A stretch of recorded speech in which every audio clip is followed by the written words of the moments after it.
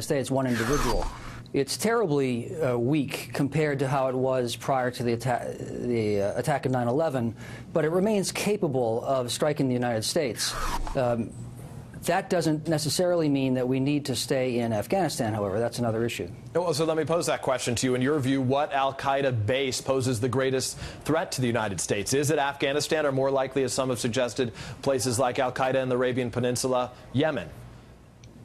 Well, I think both are, and certainly Yemen, which has long been of concern to United States counterterrorist authorities, has grown in the danger that it poses, and the groups there have started to conduct operations beyond their region and their traditional areas of concern, attempting to strike the United States. So that is a growing area of legitimate concern for U.S. counterterrorism authorities.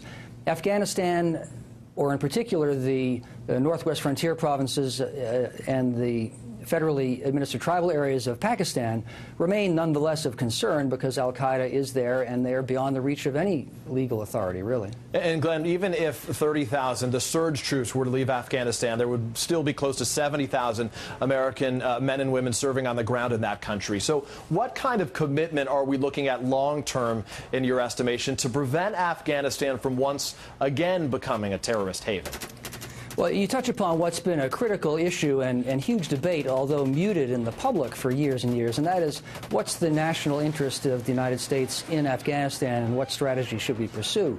And we often have confused counterinsurgency with counterterrorism actions and what our strategic interests are.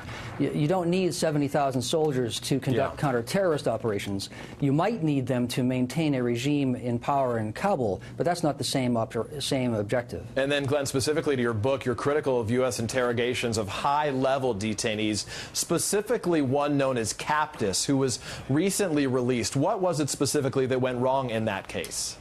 Well, Captus is a name that I had to invent, of course, for the fellow, but the problem was a systemic one. The individual that I was involved in had his particular issues in the way the case was handled or not, but they are representative of the larger one, and that is the policies we put in place for interrogation, as I believe I show, corrupted the values that we seek to preserve and protect. And they also didn't work. I'm talking about enhanced interrogation techniques and the whole procedure post 9/11 of how to handle detainees in particular.